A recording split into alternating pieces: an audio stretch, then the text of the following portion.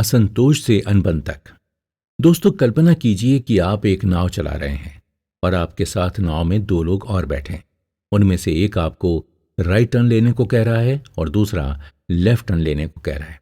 तो बताइए, क्या आप आगे बढ़ पाएंगे? बिल्कुल भी नहीं। यही कुछ हाल शुरुआती दिनों में इंडियन नेशनल कांग्रेस का भी था। इसमें अलग अलग विचारधाराओं के नेता मौजूद थे। इसी वजह से इंडियन नेशनल कांग्रेस आगे नहीं बढ़ पा रही थी। दोस्तों नमस्कार, आप सुन रहे हैं शेखर बंदोपाध्याय की लिखी from Plassey to partition and after की बुक समरी। अब हम इंडियन नेशनल कांग्रेस के अलग अलग दलों, उनके काम करने के तरीकों और इंडियन नेशनल कांग्रेस में हुए बंटवारे को जानने की कोशिश करेंगे। इंडियन नेशनल कांग्रेस के गठन के बाद शुरुआती कई सालों तक इंडियन नेशनल कांग्रेस के अंदर नर्म दल के नेताओं का बोलबाला था। इन्हें नर्म दल इनके काम करने के तरीकों के कारण कहा जाता था। इनके काम करने का तरीका प्रार्थना और पिटीशन का था। ये नेता प्रार्थना और पिटीशन के जरिए अपनी मांगों को ब्रिटिश हुकूमत के सामने रखते थे। ब्रिटिशर्स अक्सर उनकी मांगों को नजरअंदाज कर देते थे। इन नेताओं ने ब्रिटिश हुकूमत से लिमिटेड सेल्फ गवर्नमेंट की मांग की थी, जो 1892 में इंडियन काउंसिल एक्ट में कुछ रेस्ट्रिक्शंस के साथ पास हुई थी। 1892 में दादा भाई नारोजी, जो कि नर्म दल के एक नेता थे, वो पहले भारतीय बने जिन्होंने इंग्लैंड में इलेक्शन जीता और ब्रिटिश पार्लियामेंट का हिस्सा बने। ये नर्म दल के नेताओं के लिए एक बहुत बड़ा अचीवमेंट था। इसके अलावा फौज पर किए जाने वाले खर्च में कटौती, नमक पर लगाए जाने वाले टैक्स में कटौती, सिविल सर्विसेज परीक्षा में बदलाव, हाई रेवेन्यू डिमांड में कटौती जैसी दूसरी मांगें नरम दल के नेताओं ने ब्रिटिशर्स के सामने रखी थीं, लेकिन सभी को ब्रिटिशर्स ने एक एक करके खारिज कर दिया था। इसी समय नर्म दल के नेताओं ने ब्रिटिशर्स द्वारा भारत पर आर्थिक दबाव को लेकर बहुत बात की। नर्म दल के नेता दादा भाई नारोजी ने पहली बार अपनी किताब poverty and un British rule in India में ब्रिटिशर्स द्वारा भारत को आर्थिक रूप से कमजोर करने के बारे में बात की गई थी, जिसे उन्होंने नाम दिया ड्रेन ऑफ वेल्थ थ्योरी। इनके अलावा M.G. रानाडे, R.C. दत्ता जैसे नेताओं ने भी अपने अपने कामों के जरिए ब्रिटिशर्स की आर्थिक नीतियों की कड़ी आलोचना की थी। इन्हीं नेताओं के काम से हमें पता चला कि ब्रिटिश नीतियां किस तरह भारत को लूट रही थीं और गरीबी और भुखमरी की तरफ धकेल रही थीं। नर्म दल के नेताओं की यही एक बहुत बड़ी उपलब्धि थी। इसके अलावा वो बहुत से मामलों में नाकाम ही रहे थे।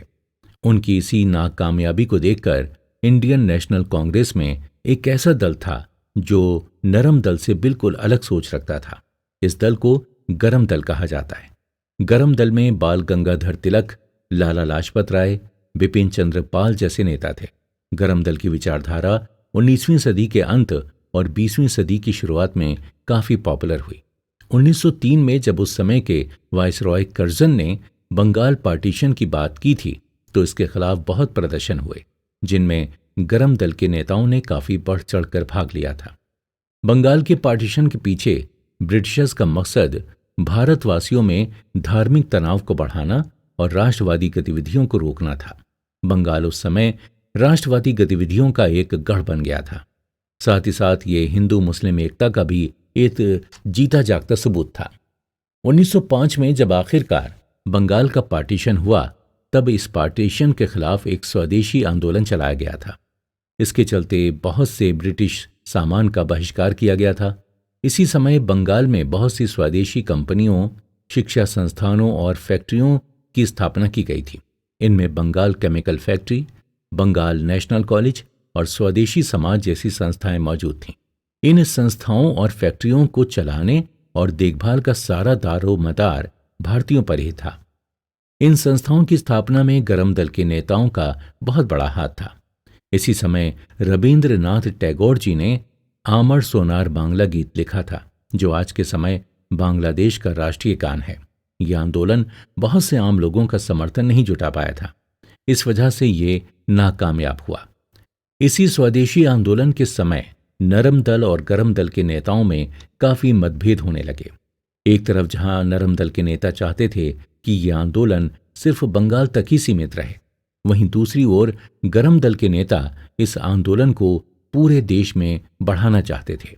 यही मतभेद 1907 तक आते आते इतने बढ़ गए कि उस साल हुई इंडियन नेशनल कांग्रेस की मीटिंग में गरम दल इंडियन नेशनल कांग्रेस से अलग हो गया। इसके बाद इंडियन नेशनल कांग्रेस में केवल नरम दल के नेता ही रह गए थे। इस वजह से नरम दल और गरम दल दोनों ही कमजोर पड़ने लग गए थे। गरम दल के काम को ब्रिटिश अपनी नीतियों से रोकते थे और उन्हें अरेस्ट कर लंबे समय तक जेल में डाल देते थे, और नरम दल की प्रार्थना पर तो वो ध्यान तक नहीं देते थे। इस तरह दोनों दलों को ब्रिटिश हुकूमत ने काफी समय तक दबाकर रखा।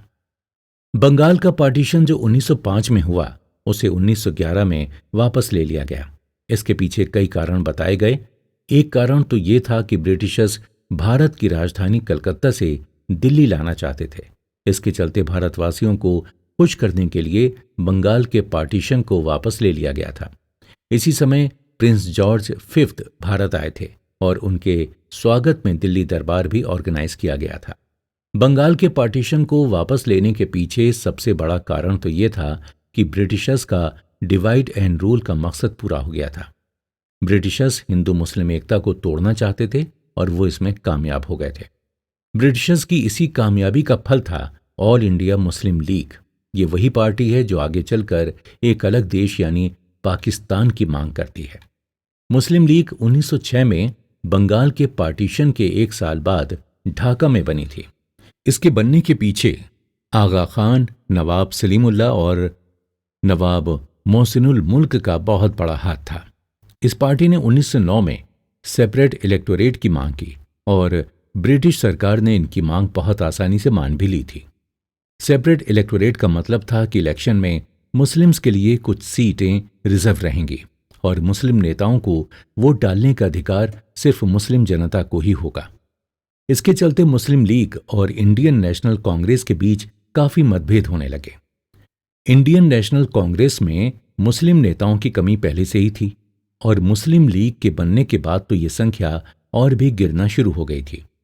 इंडियन नेशनल कांग्रेस और मुस्लिम लीग के रिश्तों में कुछ समय के लिए सुधार आया। 1917 में जब लखनऊ में इंडियन नेशनल कांग्रेस का सेशन हुआ था, इस सेशन में दोनों पार्टी साथ आईं और दोनों ने आज़ादी की लड़ाई साथ लड़ने का फैसला लिया। साथ ही साथ इसी सेशन के बाद इंडियन नेशनल कांग्रेस के नरम दल और गरम दल फिर से एक साथ आकर काम करने लगे। ये वो समय था जब इंडियन नेशनल कांग्रेस और मुस्लिम लीग दोनों ब्रिटिश हुकूमत के खिलाफ लड़ने में कमजोर थीं। इसलिए इस समय क्रांतिकारी गतिविधियां भी बढ़नी शुरू हो गई थीं। अनुशीलन समिति, युगांतर ग्रुप, गदर पार्टी जैसे संगठन क्रांतिकारी गतिविधियों में शामिल थे। इनके काम करने के तरीकों में हिंसक गतिविधियां जैसे डकैती, बम और बंदूकों का इस्तेमाल शामिल था। इन संस्थाओं के अलावा कुछ ट्राइबल इलाकों में भी हिंसक गतिविधियां बढ़ रही थीं। इन्हीं गतिविधियों को रोकने के लिए 1919 में ब्रिटिश रॉलेट एक्ट लेकर आया गया, जिसके बाद गांधी जी ने इंडियन नेशनल कांग्रेस, मुस्लिम लीग और आम जनता सभी को साथ लाकर नॉन कॉपरेशन मूवमेंट की शुरुआत की थी। नॉन कॉपरेशन मूवमेंट में कैसे गांधी जी को मुस्लिम लीग और आम जनता का समर्थन मिला, ये आंदोलन क्यों नाकामयाब हुआ और क्यों कहा जाता है कि ये आंदोलन भारत को काफी पहले आज़ादी दिला देता, इन सभी सवालों के जवाब आपको अगले एपिसोड में मिलेंगे। साथ ही साथ हम गांधी जी की सोच और उनके द्वारा भारत की आज़ादी की लड़ाई में दिए गए योगदान की भी चर्चा करेंगे। तो आप बने रहिए हमारे साथ।